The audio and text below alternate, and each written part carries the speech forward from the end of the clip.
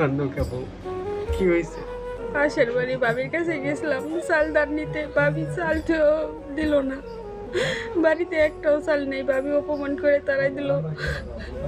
কান্দ না রে বউ, তোমার একটা গল্প শুনাই।